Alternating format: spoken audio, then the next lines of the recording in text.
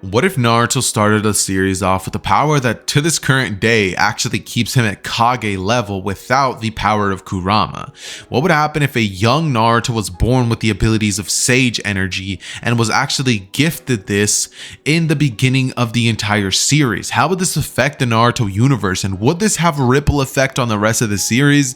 You're going to be having to stick around to this multi-part series to find out. However, if you guys want to get early access to the videos and know what happens before literally anybody else does, you guys can do so by becoming a member to the channel. You guys get early access to the next part of the series, and sometimes the entire series itself when I'm feeling extra generous, to actually binge it yourselves. So if that's something that interests you and you'd like to support the channel in one way or another, then definitely consider becoming a member. That said, enjoy. Hey Ross, sauce it up.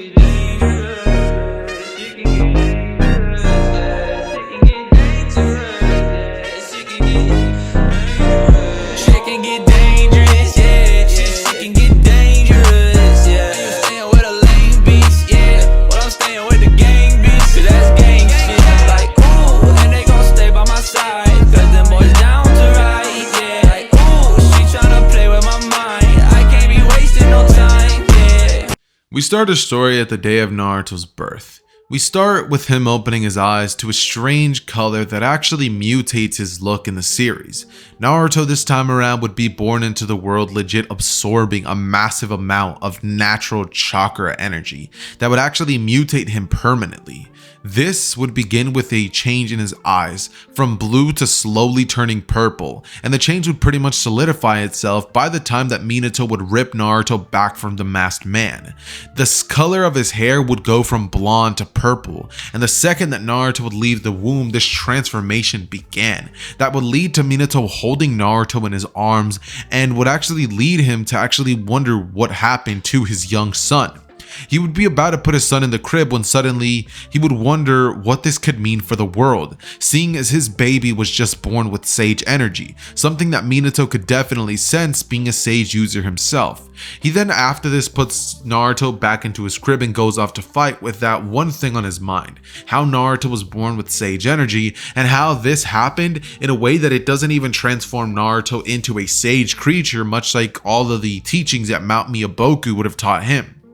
This is when we suddenly get to the moment when Naruto was about to be impaled by the Nine Tails Kurama.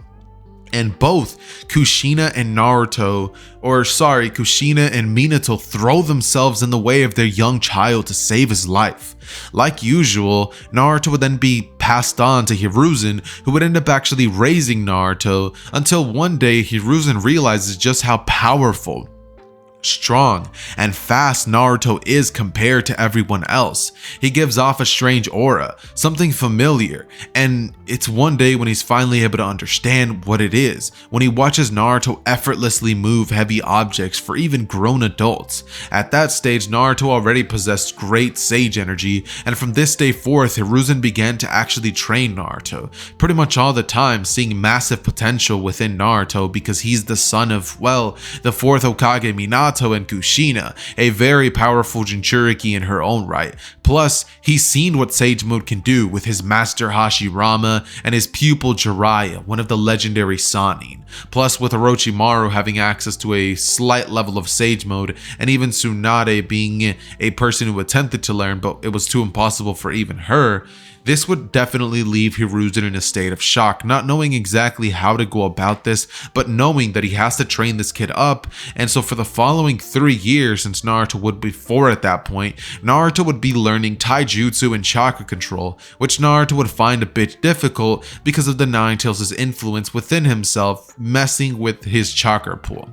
This would lead Naruto to becoming a ninja at the age of 7 and be under Hiruzen's Anbu squad, where he isn't even actually tested by the other Anbu members, seeing as most of them would have actually ended up watching Naruto grow up, and some of them would have actually taken a very powerful liking to Naruto. And one person that Naruto actually took a liking to was Kakashi, someone who would often train Naruto in Hiruzen's absence.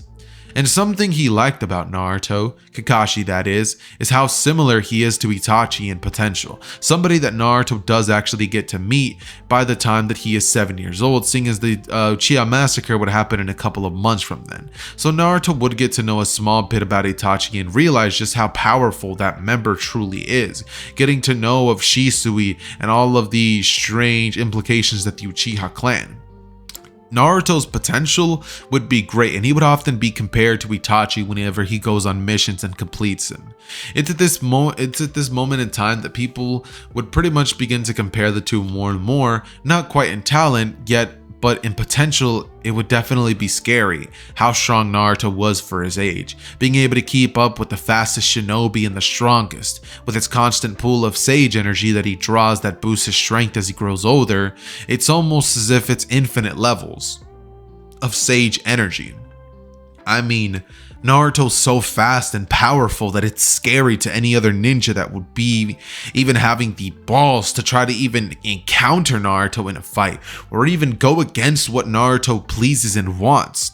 He would go on various missions over the years and would actually be able to rise to the ranks of an Anbu captain at the age of 11. After only 4 years, he managed to bring out the full potential of his sage energy, and he was able to enhance his jutsus taught to him by Hiruzen, even gaining access to Monkey King Enma and its adamantian staff form when he turns 10 years old. Naruto is a literal machine, working day in and out and never running out of fumes. He just trains. Hiruzen would often ask Naruto about this, wondering if he ever gets tired of training. Naruto would simply tell Hiruzen that training is something that will never tire him, because Naruto will never be satisfied with the strength that he has. He's like a gym bro. He's always gonna have body dysmorphia. If you guys get that reference, then you are elite members of this channel, because you are alpha weebs. Anyways though, basically Naruto would be very, very powerful by the age of 10, and by the age of 11, Naruto would have pretty much just refined a couple more techniques and also ripped off Kakashi's lightning blade, except he made it in a way that it was actually perfected, the way that Kakashi would have by the time that the war was all over, and now he had the purple lightning blade. That's exactly what Naruto has in his possession. Not the Chidori, which is going to give him tunnel vision, but a jutsu that is with lightning chakra nature and has been based off of the Chidori itself. Naruto is a machine, much like I said earlier, and by the time that he is old enough to enter into the academy, he does. He's just dropped into Team 7 by the time that the graduation was about to happen, and seeing as he was dropped in there and Kakashi was relieved of his previous duties alongside everyone else, Naruto would simply be plopped into the team with Sasuke and Sakura, going to the day of introductions where Naruto simply goes on to state that he enjoys training and he enjoys powerful opponents, and he hates cowards and weaklings who complain all the time. That's the one thing Naruto can't stand. He takes part in the bell test obviously and tries to convince Sasuke of teaming with him, but he flat out refuses, saying that he doesn't follow anybody and to get out of his way. Sasuke, being the prick that he was at the original, would obviously think that he's too high and mighty for Naruto, with his god complex obviously flaring up, and this would definitely get under the skin of Naruto, seeing as something he doesn't like are people who think that they're better than everyone else. Naruto has learned not to get along with people like that, so he would get extremely frustrated, so he would simply just go on to use a simple genjutsu on Sasuke to make him do what he wants and actually submit to Naruto's orders, something that he would rarely have to do in the Anbu whenever one of his subordinates wouldn't be willing to listen to his orders. Anytime that somebody would have to stay behind and die for the team, Naruto would simply use a genjutsu to get another member to do what must be done. And seeing as Sakura simply follows Sasuke like a dog, just follows along with no rhyme or reason behind it. Naruto acts as a decoy, allowing Sakura to jump in and attempt to take the bells for Sasuke to be the real target and pop out and manage to actually snatch both bells, leading to Kakashi actually accepting Team 7 and ultimately Naruto confronting Sasuke after everything was said and done. Naruto would leave the area and tail Sasuke on his way back home, as Sasuke was wondering what happened. His memory became hazy and he was just pretty much having internal issues with himself about just what that was. That said, This is when Naruto would pretty much decide that he's going to be confronting Sasuke about his issues way earlier than he would have in canon. And with no ties to Sasuke or familiarity, he really doesn't have to hold back with any of his words.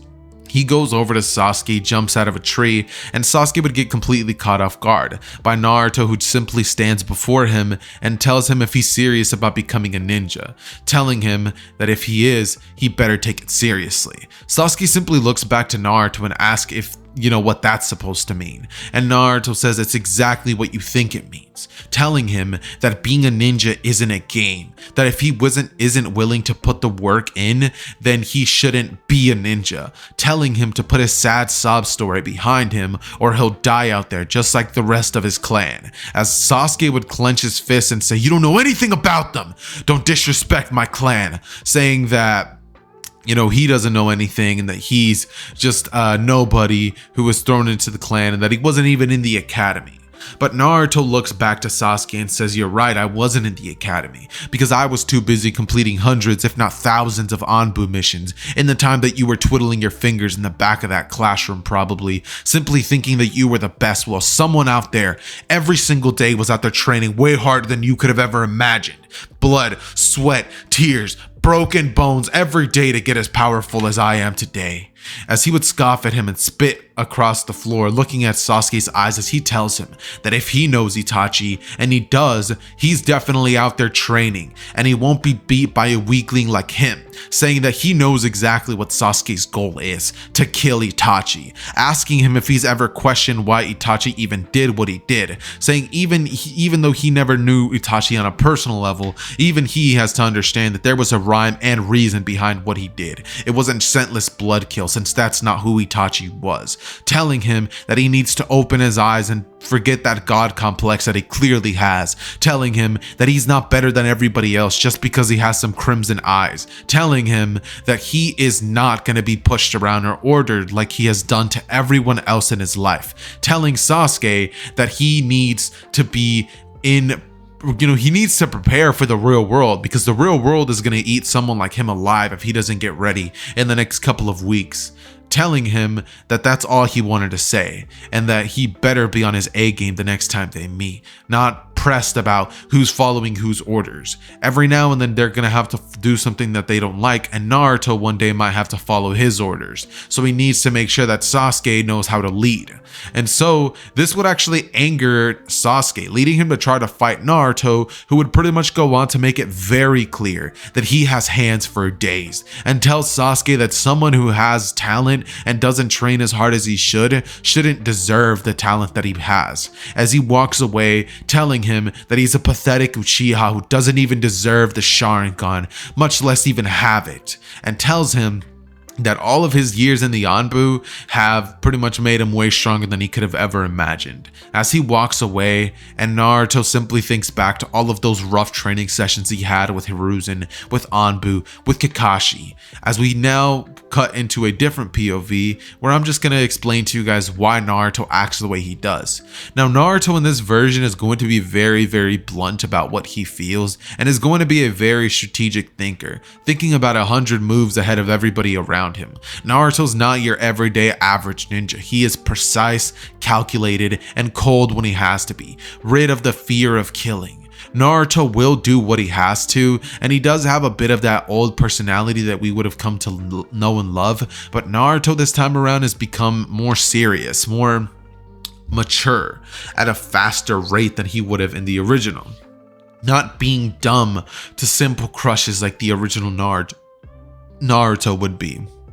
And so after this, we have about 2 weeks worth of lame missions, so we're just gonna skip through them and get to the eventual encounter with the 2 demon brothers, who were rapidly taken down by Naruto the second that they pounced towards the direction of Tazuna. Immediately, Naruto would simply weave 3 hand signs before saying lightning blade and cutting their heads clean off in an instant, as he then turns towards the direction of Kakashi, and as he asks how was that, and Kakashi would turn to Naruto before telling him that that was very impressive. Naruto would smirk as they continue on, and Sasuke is left wondering just how powerful Naruto truly is. And oh boy, is he about to find out. Anyways, though, the team would continue, and about 1 hour later, they would encounter a member of the 7 legendary swordsmen of the mist, Zabuza Momoichi.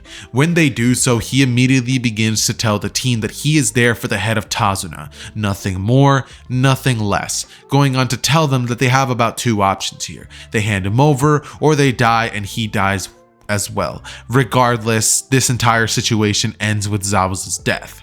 Naruto looks at Zabuza and wonders how powerful one of these members could truly be, never having encountered one of them in his life, so Naruto simply goes on to grab his sword that he has behind himself as he unsheaths it and looks to Zabuza, asking him if he bleeds.